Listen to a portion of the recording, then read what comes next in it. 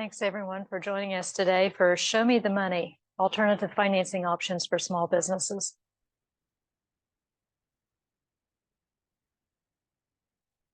A lot of times going into business, you need money other than your own money. Chances are you're not going to get any government grants, any free money from the government. There's all kinds of advertisements and everything out there. There are some limited purpose government grants, mostly local governments that have, maybe it's facade grants. If you're in a downtown area and they're trying to revitalize the downtown, there'll be some money available for a limited duration, special purpose only. Just an overwhelming government grant, you just apply to get it, probably is not going to happen. Would recommend though you check with your local development authority or your town or your city that you're in, just to check to see if they have anything available. I know right now the city of Charleston, they are targeting some of the smaller communities in the outskirts of the town to try to encourage revitalization of those areas. So they're offering $5,000 to businesses, and they have to do certain things over a year's time. And then that money will be, it starts out as a loan, they fulfill their obligation, and at the end of the 12-month period, it turns into a grant. So there are things available, but just don't count on it. And there's also not 100% financing available. No matter what lender you go to, they're not going to give you 100% of what you need. Most of the time, they want you to have equity. It's also called skin in the game. So maybe you actually need $100,000 to buy a piece of equipment. They may only give you $90,000. They want you to come up with the other $10,000 either out of your pocket or some other lender. All lenders are going to ask for collateral. Collateral can take different forms, but collateral is something to secure, to make it lending them money a little less risky. And from day one, when you started your business, you've learned keep your business and your personal separate. When you go to get a loan, the lender's going to want to look at everything, both your personal information as well as the business history. So today we're just going to discuss what lenders are looking for, how some loan guarantee options might work, some microloans that are available in the state, and some other alternatives to bank financing. Lenders always look for, and they take these in different, every one of them is important, but some of them are more important than others. Character, they're going to look at your background, your history, what your track record is. Back in, say, the 1950s, character became more important than lending. People go to their friendly banker down the street, and he would lend money just based on your character. You know, I've known Timmy all his life. He's a good customer. He's got a good business. Sign on the dotted line, and here's some money. Doesn't happen very much anymore. It plays a good part, but it's not the only part anymore. They also look at the capacity, both as you as an individual and as the business. Does the business have the capacity to take on this debt and repay the debt? Does the business owner have the capacity to run the business to make sure that it's going to be successful so the loan can be repaid? They're also going to look at the capital, what the equity is in the business, what the value is, whether it is the value that's there now or the value that will be there after you get the loan to do what you need to do with it, whether it's to buy equipment or to buy property. And they're going to look at the collateral, what you're offering as collateral and what the value of the collateral is, how quickly the collateral could be turned into cash if the bank had to repossess the collateral and sell it to make good on the loan, and what conditions of the loan. Are you offering to repay the loan in 2 months? Are you 2 years, 20 years? Are you going to be able to handle the interest rate that the bank wants to charge you? So when you go into the lender, they're going to have specific questions, and they're going to need to know some very detailed information. One of the ones is, what are you needing the money for? Sometimes this is an easy answer. I've got an option to buy some real estate with the building on it to help my business grow. Now here's all the pertinent information on the real estate. Here's the offer that I've put in for it. Here's all the money that I'm going to need, XYZ, to purchase this property. Might be a piece of equipment. You might have a dealer spec sheet or something of that form. The lender's going to know exactly what you're going to need. The money for could be working capital, and working capital is basically funds that you need to pay your employees, maybe do advertising, maybe get a website up and running, something that's going to go directly into the business that may not necessarily be something tangible like a piece of property. Going to know when and how long you need the funds. Maybe you're a retail store and you need money to help get your Christmas inventory in. So, I need the money in September so I can place my order so that the goods will be delivered to me in October so that I can have it on the shelves in November to sell it through December. But because this is investing in my business, then I won't be able to repay you in January. I want another year to repay it because it's going to build my business and to keep it growing. Or maybe I'm buying a piece of real estate and I'm putting my shop there, and my shop's going to be there for 30 years and real estate doesn't go anywhere. It doesn't walk away. Nobody steals it. And the value is going to be there. And the bank says, well, we can do a 20-year mortgage on the real estate for you. So that's what comes into play, is to when and how long you need the funds and how your loan is going to be repaid. Ideally, a monthly payment for XYZ years from the sales that I want to make. Or maybe you're in a construction company building houses. I need a loan so that I can buy the materials to build this house, which I then turn around and I'm going to sell. So the bank will get repaid when I sell the house. There's all different options that. And what collateral can be used?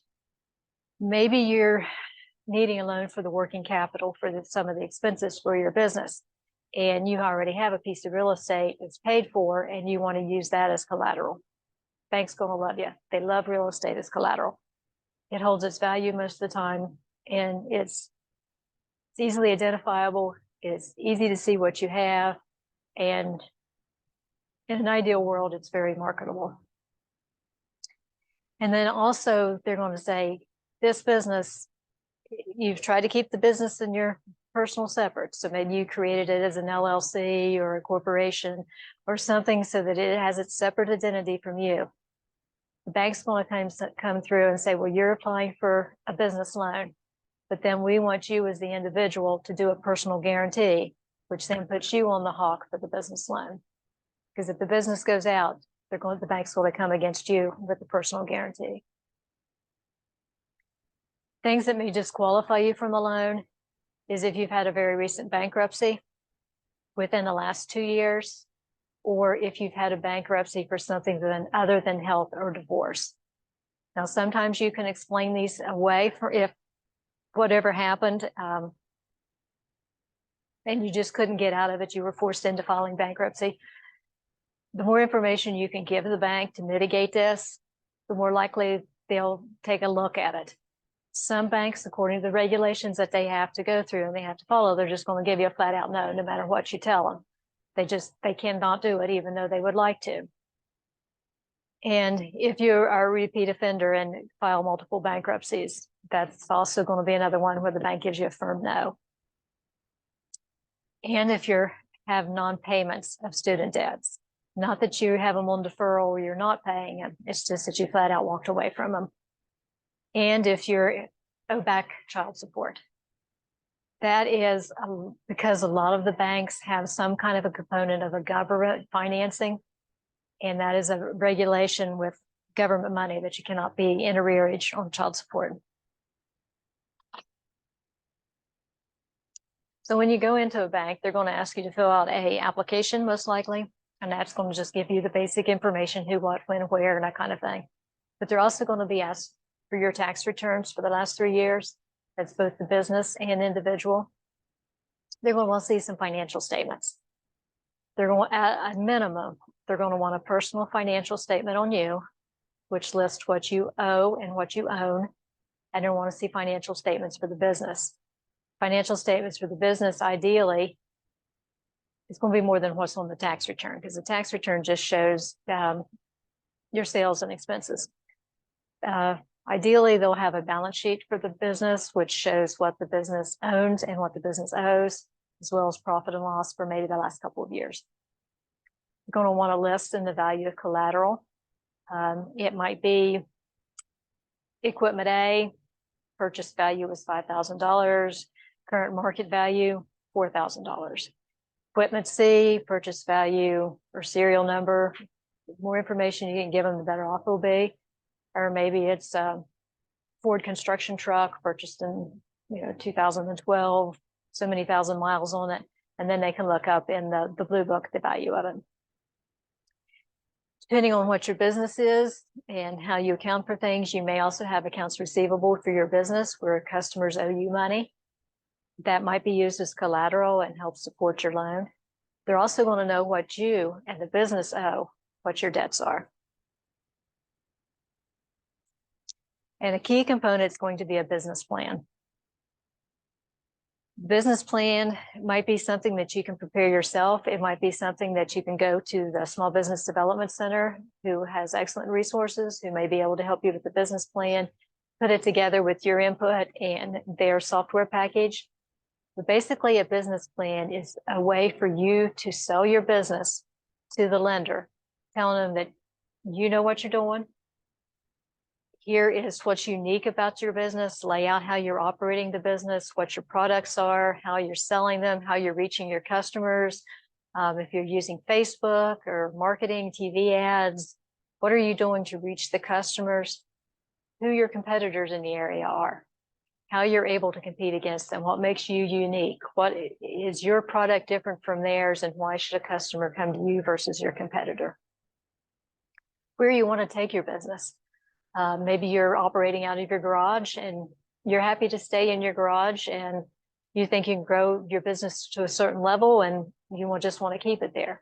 Maybe you want to move out of your garage into a 10,000 square foot building and create something. Need to lay that out. Or maybe your goal is to build your business and in 10 years retire.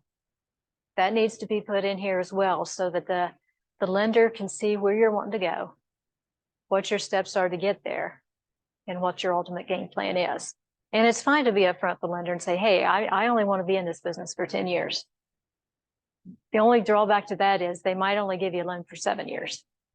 But you're upfront with them, they know your end goal, and they may also be able to help you because there are organizations out there in the state. They specialize in taking over businesses. There's one organization, I believe it's called Whitewater Capital.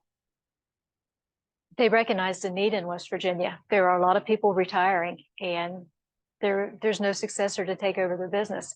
And they have a very good, viable business and they're just tired.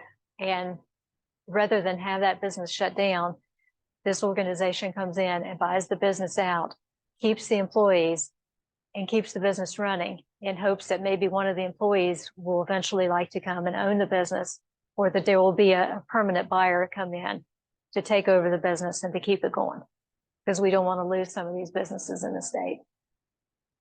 Also in the business plan, talk about your products and services. If you have something that's unique, maybe you have an item that you've put a patent on. Business plans are privileged information. Your banker is not going to share these with anybody else. If necessary, they'll sign a non-disclosure agreement with you. Some of them do it as a matter of fact, but you can assure that your information that you put in here is going to be confidential.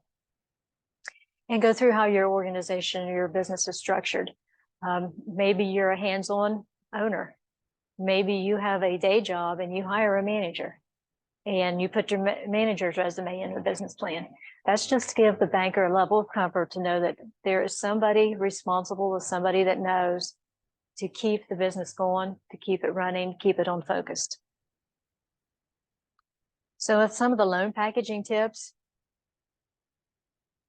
you don't want to inundate them with information, but you want to give them the information necessary to help build your case, to let them have a good feel for what you're wanting to do. Emphasize your strengths. What is unique about your business? Why would the bank want to lend you money?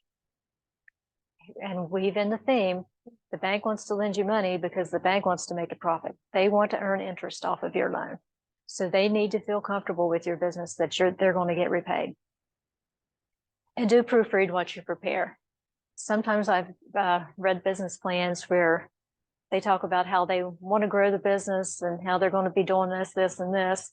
And then I turn to the other page, and in 5 years, they want to retire. Well, they're all gun ho here. And then in 5 years, they want to retire. And they talk about, in 10 years, we're going to be doing this to the business. It needs to be consistent. So make sure what you say in one section carries through to the other section. And again, get help. Small Business Development Center is terrific for helping. They have a free service.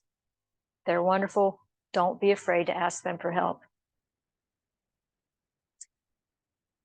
Their website, wvsbdc.org, telephone numbers on site. Most of the larger communities in West Virginia have a business coach.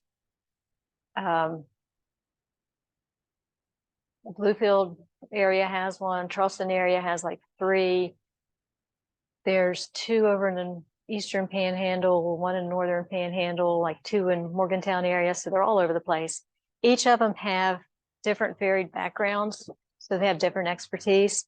If one of them is not familiar with doing patents and exporting, there's somebody here in the state that they can link you up with that does have that expertise. So when you go to the bank, they will have some different options within their realm that they can help with. There's bank loans that are strictly with their bank. They can also tap into what are called SBA loan guarantees. This is where SBA and the bank partner up. SBA helps the bank mitigate the risk with a guarantee. Now, typically these are for larger loans, $2.5 to $5 million. There are some extra fees with this, but when they work terrific. I've seen these a lot with some of the larger hotel motel that have come through to West Virginia. They also offer a little bit longer repayment period, 25 years, most of the time because there's some component of real estate financing involved. Banks also participate in the 504 loan program. Again, this is with the Small Business Administration. A lender will only go up to 50% of your project. They want you as the borrower to come up with a lot of the rest of the money, whether it's out of your pocket or out of another loan. Yes, we have a question.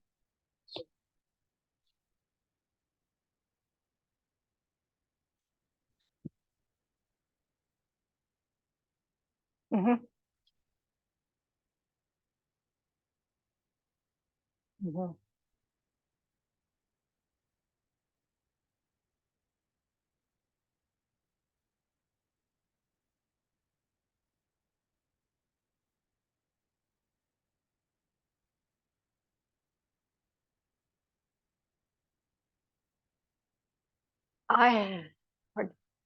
Yes, we're talking about possibly what rates are offered with the 504 program versus just your standard market rate.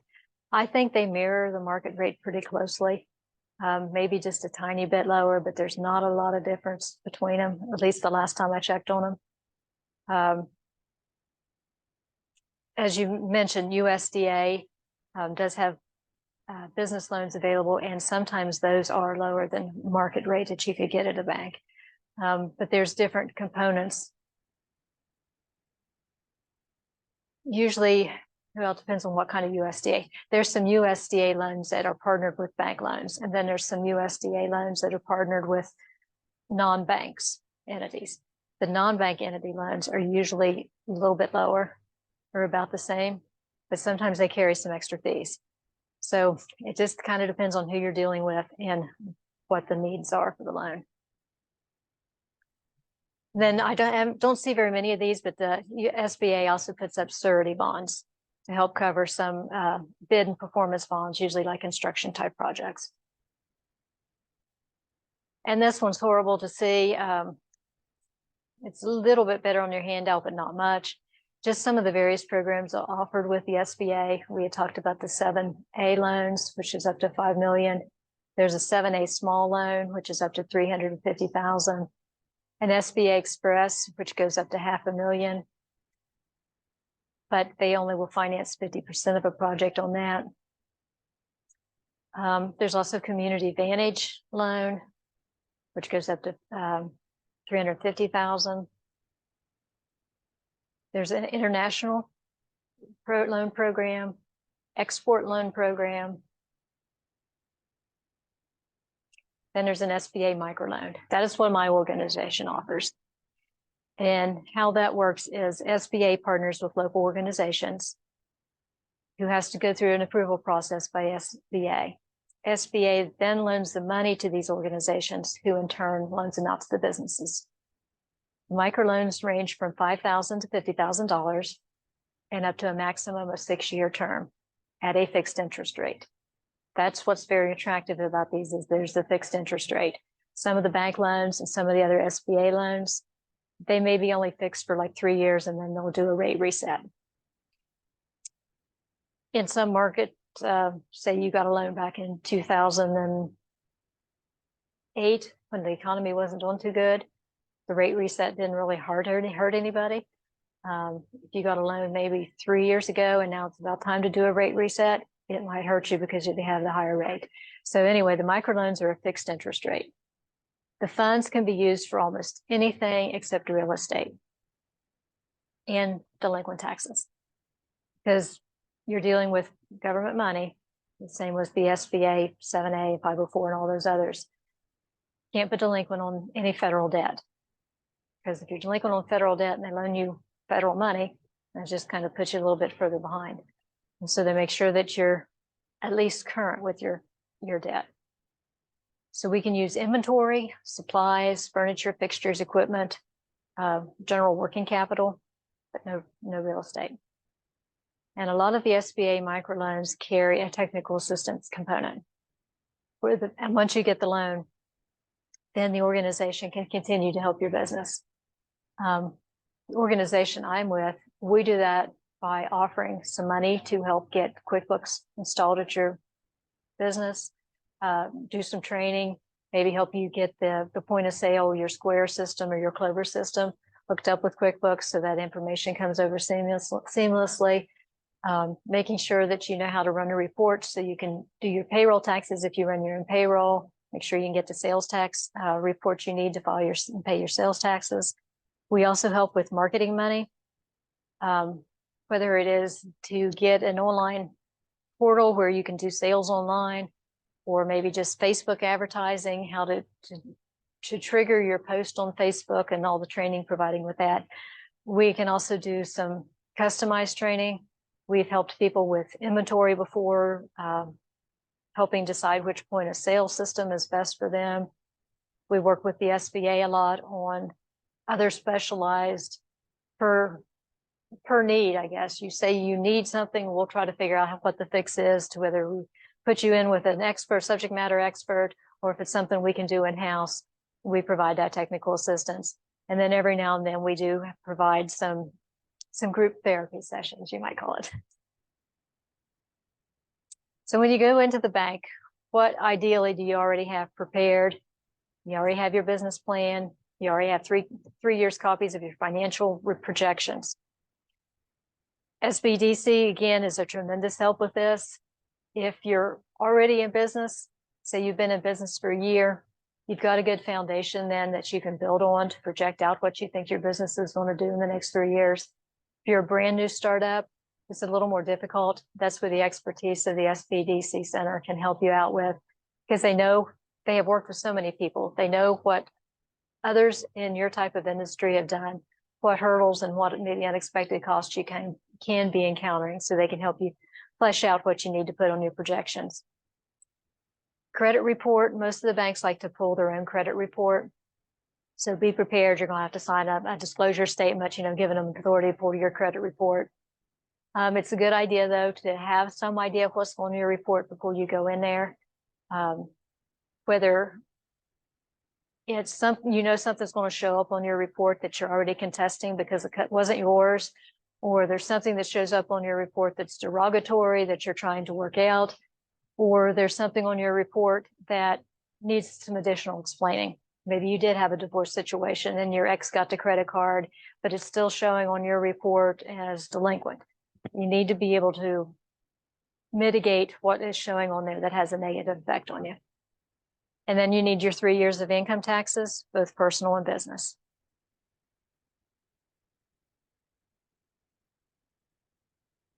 So again, I covered just briefly when I started in, but when they get your package in, there's going to be various things they look for, including where you're at with your credit. Are you maxed out on the available credit you have now?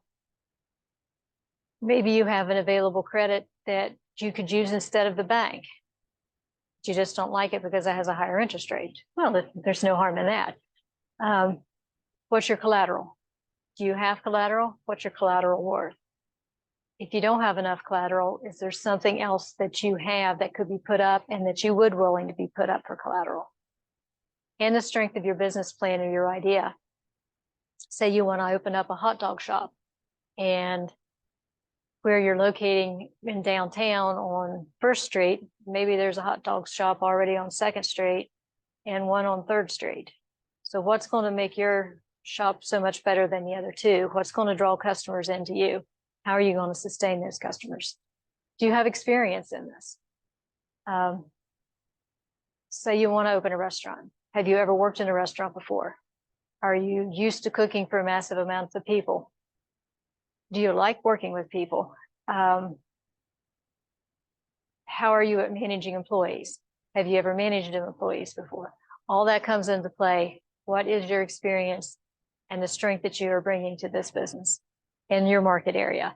Are you just dealing with one community? Are you dealing with the whole county? Or maybe you're shipping sales over, maybe you're doing sales off of eBay and you're shipping them all over. Do you have a reliable shipper that you can use? So all these components, the more information that you can put in here, the bank likes it to come in and it's like, bam, bam, bam. You've answered every question before they can ask it. So very helpful. Microlenders in the state cannot compete with banks. If a bank can do your deal, most of the time a microlender, such as my organization, cannot touch the deal. We are not to compete with the bank. But if the bank turns you down, that's where we come into play, because we don't have to follow the same rules that the bank does. The bank has a reporting, federal reporting that they have to go through. We have to report back to our board, as well as the Small Business Administration, and only that we're able to repay the SBA the money they loaned us. So we look at bank turndowns, and we can say the bank turns you down because they don't finance restaurants. And some banks will do. They don't want to touch certain sectors. We can look at you. Or the bank has offered you a loan, but they want to charge you 15% interest. Well, that's almost as much as saying no when they want to overcharge on the interest. So we'll look at these. We can look through the credits. Say maybe the credit score is only 580. Can we explain to our committee that makes the loans, okay, this is a lower score, but here's why it's lower, and here's what's being done to improve that score. And it may be, and we've had a lot of these lately, people are debt adverse. They don't have a lot amount of credit card, or they don't have any credit card debt. They don't have a mortgage, they rent. So their score is lower just because that history isn't there. Or they got a divorce and they're staying away from credit cards because of that bad experience, and the bad experience still shows on their credit score. So we can go through and explain these things out. Or maybe the business doesn't have enough collateral. Maybe the business rents, the business owner rents, so there's no real estate to put up as collateral. But maybe there's a parent or a sibling, somebody that would co-sign with them. We can look beyond that. We can try to find some creative ways to make this loan. So speaking of that, here's our information. We're actually affiliated with the Washington County Council on Economic Development. That's our main agency. We do business in West Virginia as First Microloan of West Virginia. Same organization. We're in Washington, PA, actually. We have 2 loan officers here in the state of West Virginia. I cover the southern half of the state, and Tim James covers the northern half of the state.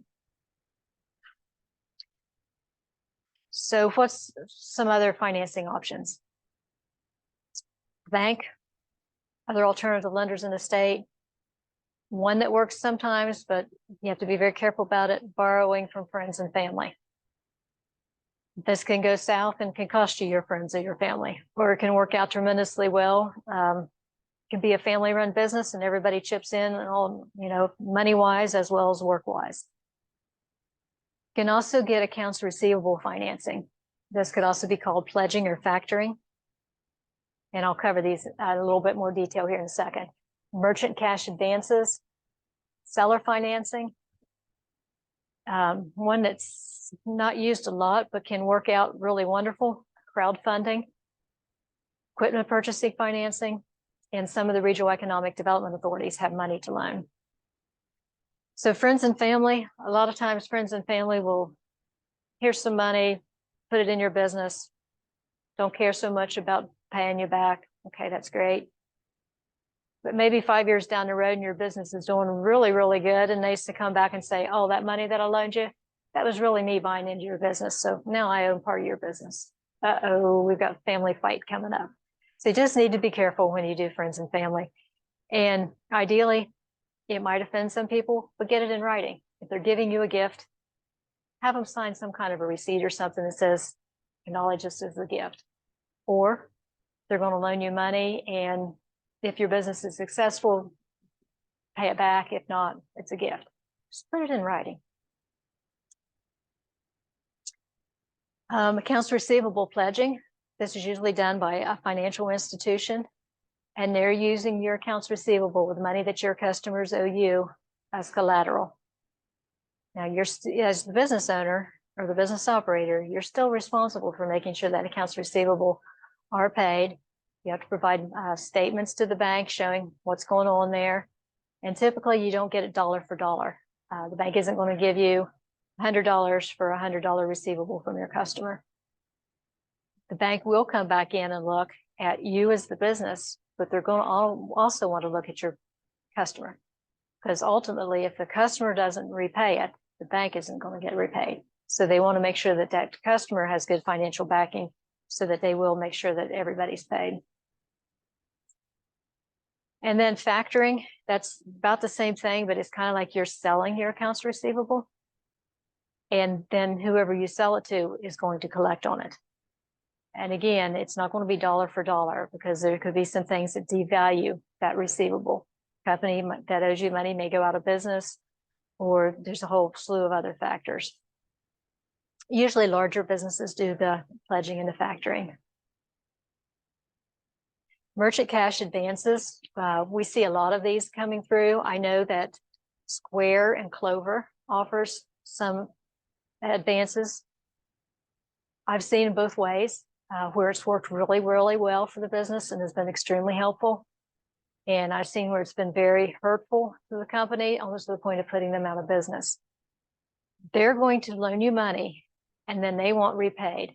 And a lot of times they want repaid from your daily sales that come through your credit card that's going to be hitting your bank, and that they're going to be taking so much out of that every day.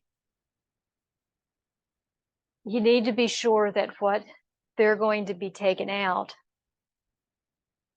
is not eating into your margin. Because say $100 goes into your account. Well, part of that $100 is sales tax. That's not even your money anyway. That's just money you're going to have to pay back to the state. So you need to take that off and then take off your cost. So if at the end of the day, you're at 5% profit and whoever loaned you the money is taking 5% out every day, well, they're just taking your profits. You should be getting enough money to keep the business rolling, but you won't be making any money. But the minute they take more than your profit, say they take 10% and your profit's only 5%, well, every day you're falling further and further behind. And the one business that I have, that's what happened to them. They had a downturn in their business and they got to the point where their repayment that was coming out of their account was more than what their profit margin was. So every day they lost money and lost money and lost money. And now they're faced with having to close because they can't keep up and they still owe money back to the cash advance lender. I have one company that's borrowed at least 3 times. And they're a seasonal type business. They typically borrow money around May because the summer months are slow for them. Christmas season's great. When they come out of the Christmas season, because the sales are so high, they've repaid that cash advance. It's working perfectly for them, and it's easy for them to do. Seller financing. That's when, if you're buying a real estate, the seller sometimes will finance. When you buy a business, the entire business, oftentimes the seller will finance that as well. One of those things is that it's easier for the seller to finance than the bank at times. And the seller, they'll charge you interest as well. Most of the time there's a lawyer involved. So you know there's going to be somebody collecting interest. It needs to be in writing to protect you, the business owner, as well as the seller. And the term, I've seen them work out that you're selling the business. And for the first 6 months, you don't have to make payments. Then for the next 6 months, you've got like a step-up payment, and then real payments come in. And then at the end of 3 years, everything's paid off. There are some of them that say, okay, I'm taking a percentage of sales. So for the next 3 years, I will take 10% of the sales. And usually there's a cap there somewhere, say, okay, I'm going to take 10% of your sales until you've repaid me $150,000. Or it could be open-ended. For the next 3 years, I'm taking 10% of the sales. That's more to the seller's benefit in a way, because you as the business owner want to be growing your business. And you're focused on growing your business, but the more you grow, the more you have to pay. So you just need to be sure that you know what you're getting into when you sign this. Here's a very interesting one that I have no direct experience with, is crowdfunding. There's some different websites that you can go to and basically pitch what you're trying to do and ask for people to donate to you. There's one business, and business development rep has worked with them over around the Huntington area.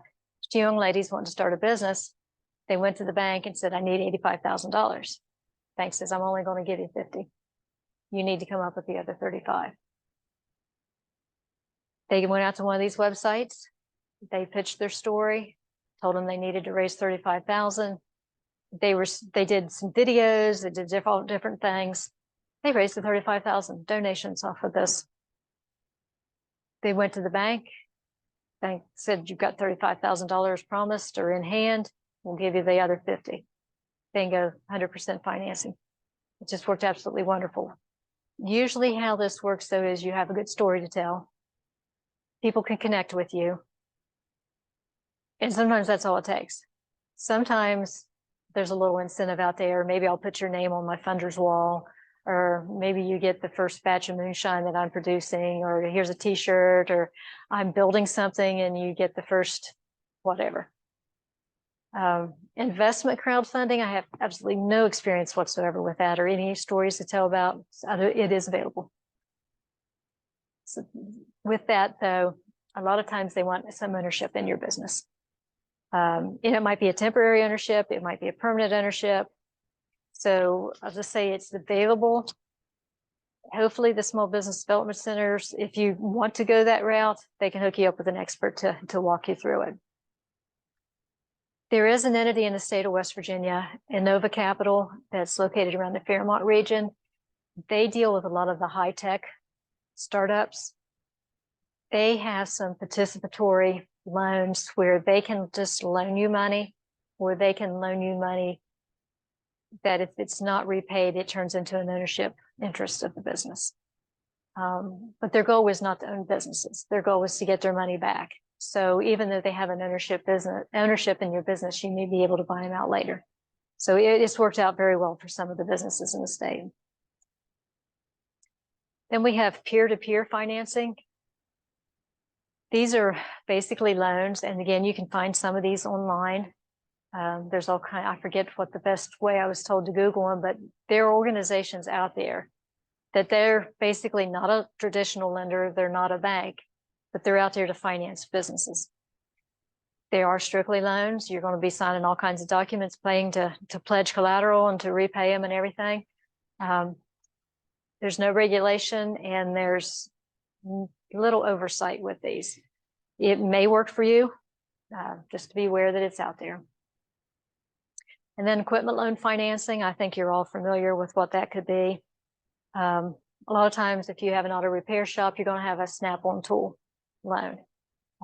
The guy's gonna come by, you order your tools, you get them right then, and you pay, every month, every week for the next year or so to pay them back. You go out of business, Snap-on's coming back and having your tire changer. Sometimes your equipment wears out faster than what you've been able to repay it.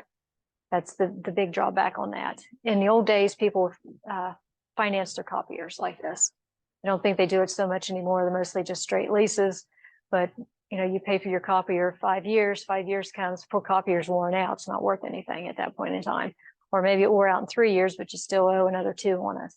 Just be aware it's available too. I know CAT will do some financing, Caterpillar, for some of the larger equipment. Some of the other larger equipment dealers do the same thing. And some of the other funding that is available here in the area, there's New River Gorge Development Authority. They have some funding available. They have partners that they work with. Advantage Valley has a program, Faster West Virginia.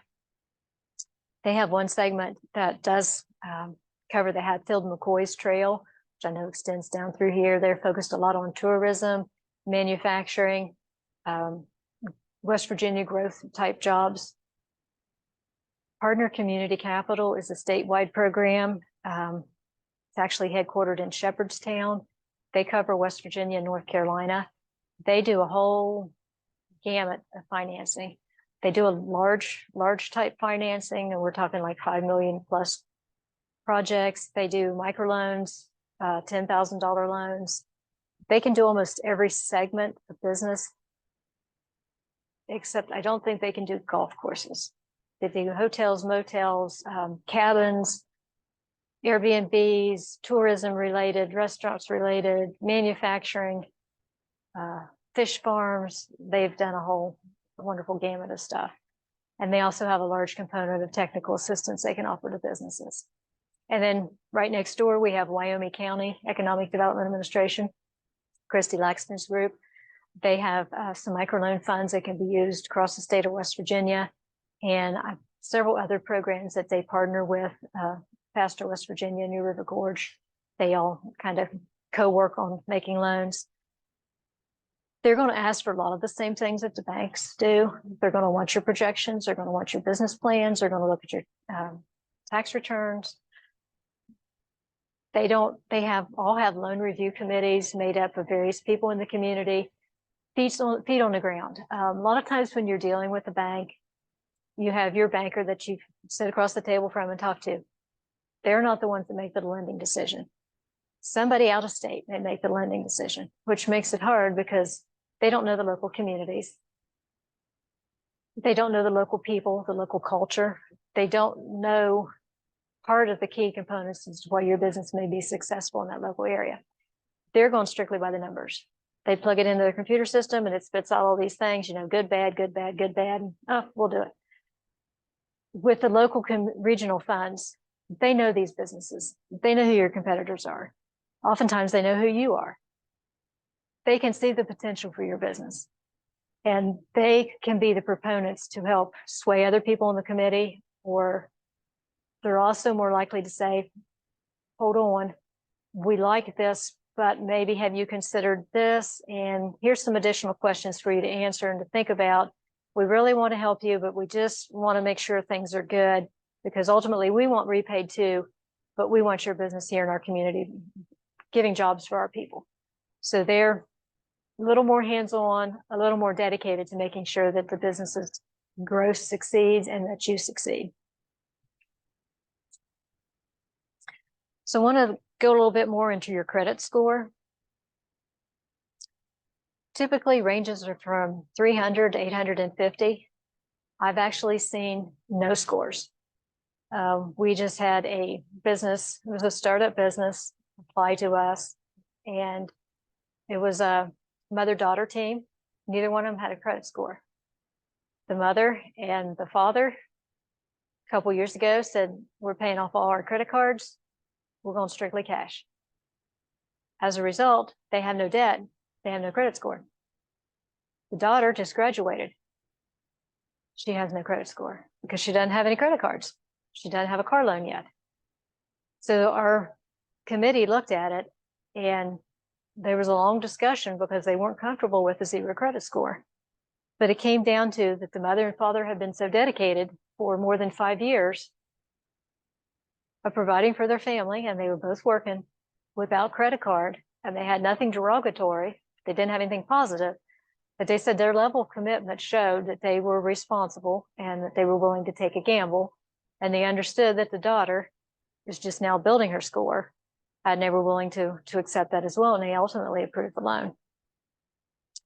So what your credit score comes into play with is not only with landlords, lenders, and insurance companies. If you want to cut your auto insurance rate, look at your credit score. They look at it. They also give the opportunity to look at the same thing they're looking at. So one of the statements that you get in with your insurance renewal is, we've pulled your credit score, contact us if you want a copy of it. If you haven't already checked your score, that might be a good idea, because I forget what the percentage component of your premium, but it does impact your premium. So how your score comes into play with lenders, of course, the higher the score you have, maybe the more favorable terms you can get, lower interest rate, or maybe a little bit better length of time to pay them back, or maybe a fixed rate instead of a variable rate. So these are the segments 300 to 580. You're going to pay probably the highest interest rate. If you have a 751 score or more, you're probably going to be paying the lowest rate. So again, it's recommended that you pull your own credit report if you can. I know there's Credit Karma. You can go TransUnion, Experian, or Equifax. A lot of the banks or credit unions where maybe you have a checking account or deposit account, they'll offer you a credit report every year if you go in, and mostly it's listened to their sales pitch for one of their other products, but they'll run a credit report for you. And then you can just check out for yourself. Is there something on here that got put by mistake? Is it somebody else's that's shown up on my report? Or I even forgot I had that credit card. Maybe I need to call and cancel it. Or maybe I need to have them issue me another card because I can't find it. Or I had one customer one time, he didn't keep track of his credit score. He made an application to us and his score wasn't that great. And we got to looking at it, and he had a delinquency from Verizon. He's like, I never had a cell phone through Verizon. What's going on? And then he remembered 2 years ago, he went in to get a plan through Verizon, and they were walking through the process and filling everything out for him. And when it came down to the end, it wasn't like he had been told that his plan would be. So he said, no, I don't want to do this. So they canceled it out and they charged him an early termination fee. Termination fee went on his credit report. And they turned him into a credit collection agency. Well, credit collection agency never called him, or if he did, he ignored him. So he has this big derogatory thing on his account that really shouldn't have been there in the first place. It took about 3 months, but he was successful in getting it removed from his account, and immediately his score went up 75 points. It's just something simple can really screw things up. So what can you do? Pay your bills on time. If maybe you work out on the road and you're only home on the weekends or something, maybe it's better to set your credit card up that's going to be an automatic withdrawal out of your bank account. So that way you don't miss sending that payment in. Collection agency reports will last 7 years on your credit score, and bankruptcy is going to remain on there for 10 years. A lot of times if it's an old bankruptcy and it shows on there, it's like, okay, the lender will say, yeah, okay, that's about all the time they'll spend on it. But if it's a bankruptcy and maybe from 3 years ago, they might want to ask more questions about it. And the collection agency reports on there for 7 years. Typically, if they're old, they're not going to have a lot of information on there. So you may need to provide some information to the lender as to support what these older items are, and provide more information. And then what you can do with your credit cards that's going to impact your score, try to keep your balances below 30% of your credit limit. That's overall. Now there's times where it's going to be higher or lower on different cards or whatever. But typically keep them below 30 if you can. And ultimately, please, please, please make that payment on time. If it's a minimum payment, that's fine. If you can round it up, say your minimum payment's $37, send them 40 if you can. Every little thing that you can do like that helps build that score, helps that ultimate history. And Doug Harper, who's a small business development rep that covers kind of the Huntington area, there is one gentleman that works in his area that helps people rebuild their credit. One of the things that he does is he recommends if they have a family member that's comfortable with putting them on a card. So if the family member has a really good credit score and has a credit card that they can add this other individual to, when that other individual gets added to that credit card, that good credit card rating comes over and helps build the score for the other individual. Usually there comes a card with that, and what happens is that card gets destroyed, so the person can't charge on the other ones. They just get the benefit of using the score. And when Doug first told me about this, I'm thinking, sounds fishy. But he gave me some information and showed me records where this actually has helped people build their score, which is kind of piggybacking off of somebody else.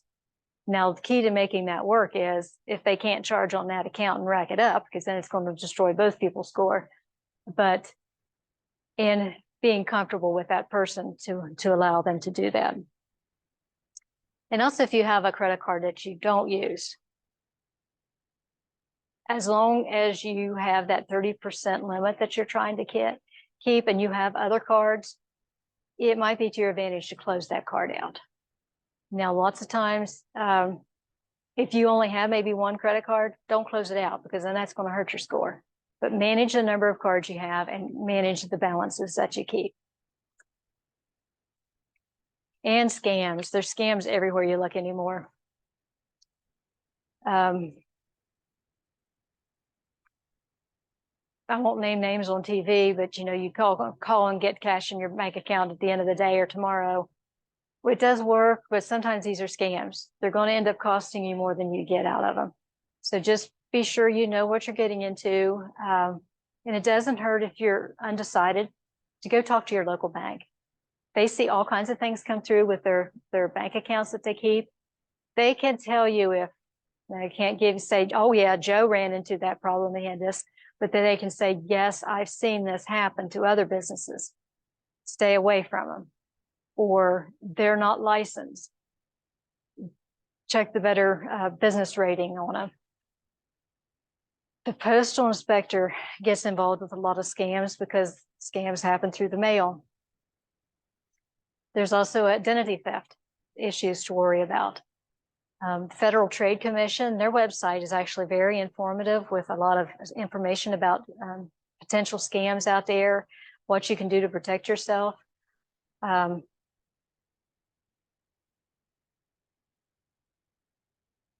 If you are in a business where what's your mail when you're with the business, you might be ahead to pay extra and have your business mail go to a post office box. Pay electronically if you can, and if you're comfortable with going through some kind of a secure portal.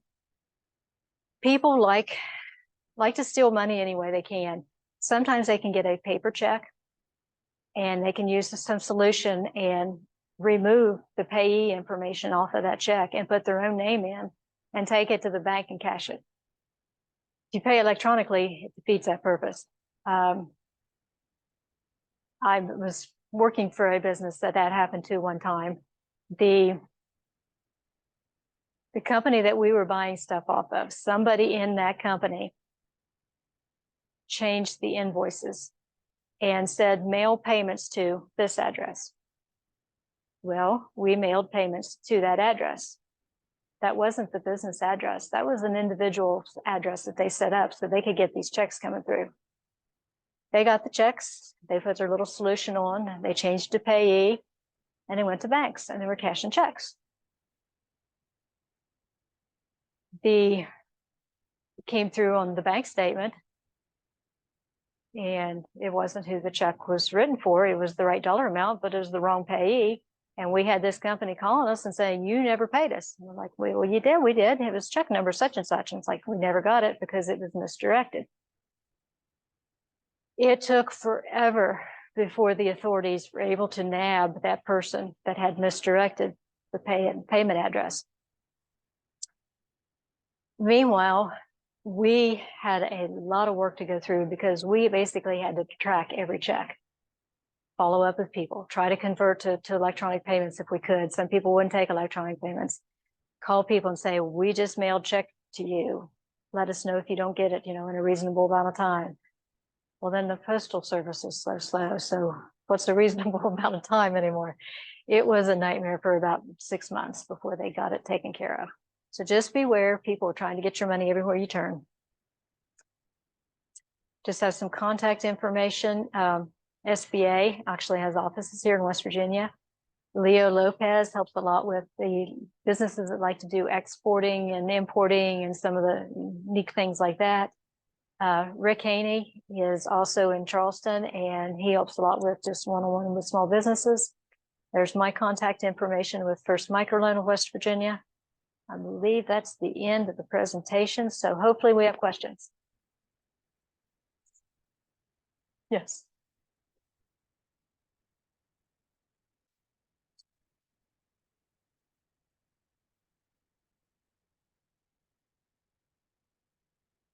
Yes. Yes. Well, we'd like it to be opposite, but most of our regulations, because we do have a little bit of government money, says we can't compete directly with a bank. So we have to give you the opportunity to have a local bank serve you and then can come to us. But it's just regulations because of government financing. So go to the bank first, get turned down or get approved at something that is not beneficial to your customer. Maybe the term is not good. Maybe they want you to do a 3-year loan and you really need a 7-year loan because of how your cash is flowing, how your business is growing, or they're going to charge you, a 20% rate when the market rate's a 5. So go to your regular lender first. And if they turn you down, we'll gladly look at you. If we can't help you, there are other lenders in the state that we can connect you with.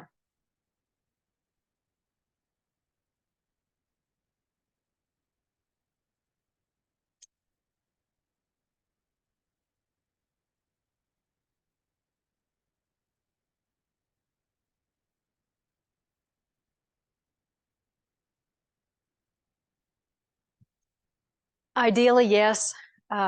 We can and have taken verbal turn downs before. We just want to document who it was that you talked to. But an official turn down letter is helpful. A lot of times we can talk to the banker that turned you down and they're going to say, I love the business. I love the business plan. It's just our bank policy that we don't do startups. Okay, no problem. We can do that. And sometimes they'll be upfront with you when you come in or say, I'd love to help you. I'm your small town community banker. I'm going to have to send you on to somebody else. Just, I can't do it. That's fine. We'll just document it in the file and then we'll keep on going.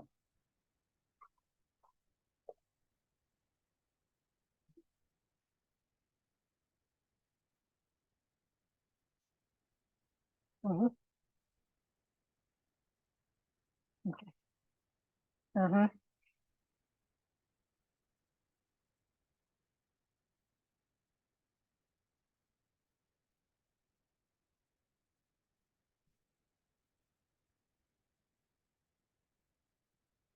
Okay. With equipment financing, you may be able to go to your supplier and they may offer you a financing package. Say you want to buy everything from one supplier. They might be able to offer financing with that package deal, or you might be able to need to go to a lender to get all the financing together that you need for the various equipment. Regardless of which one you go to, they're going to use that equipment as collateral. And they're going to file what's called a UCC. And it's just a document that goes on file to Secretary of State's office that says XYZ business has, and it's going to list out the various equipment with serial numbers if possible, or it's going to say any and all equipment owned is collateral for this loan. That way it's out there for the public to know. that if somebody tries to buy equipment from you and we still have a lien on it, that's not permissible. They may come back and look if it's another lender saying, okay, you need $10,000 and you're going to buy equipment that's worth $10,000. We'd like to have a little more collateral than that, simply because as soon as you start using that equipment, it's not going to be valued at $10,000 anymore. So they might ask you to put up some other equipment that maybe you already own. They might ask you something as simple as maybe a life insurance assignment, which basically is you carry life insurance on you as the business owner. And if the worst case happens that you pass, that life insurance pays the note off, and the residual, then whatever's left, goes to your named beneficiary or your family or whoever you wanted to leave it to. They'll also take as collateral. Sometimes people possibly have a CD at the bank, just as kind of like a reserve fund that they didn't really want to tap into. That could be used as collateral as well. And that's only to be used in the worst case scenario. If something happens, if the loan is not repaid, then it could be tapped into. Sometimes, depending on the circumstance, it might be as simple as the lender says, okay, $10,000 for the equipment, but we also want the business owner to sign a personal guarantee. So the loan and everything is in the business name. It's basically that it's kind of like a co-signer, that the business owner puts up a personal guarantee that the business is going to pay the debt. And if it doesn't, then they're going to be personally responsible. So there's some different options available there.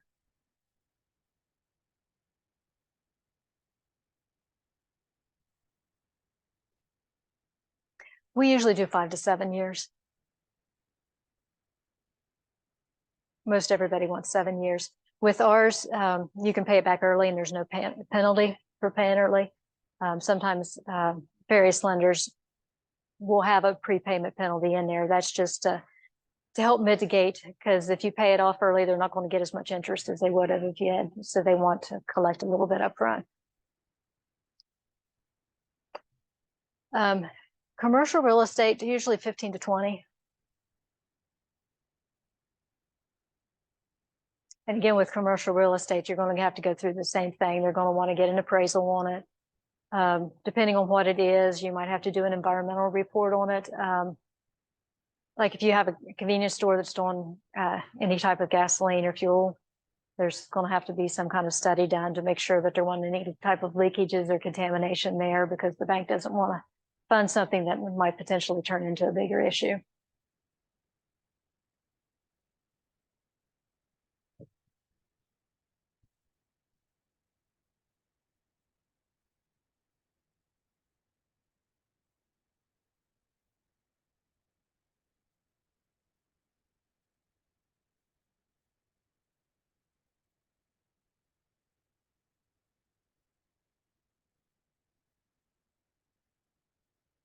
I think they do that with maybe soft drink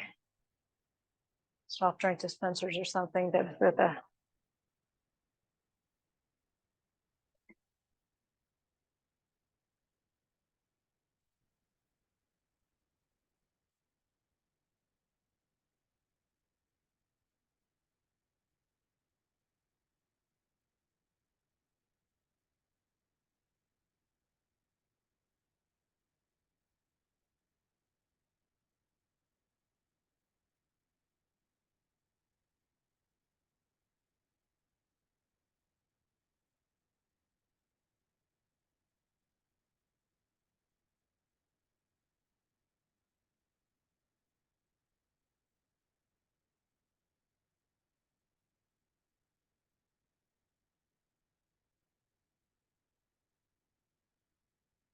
Oh, you're welcome.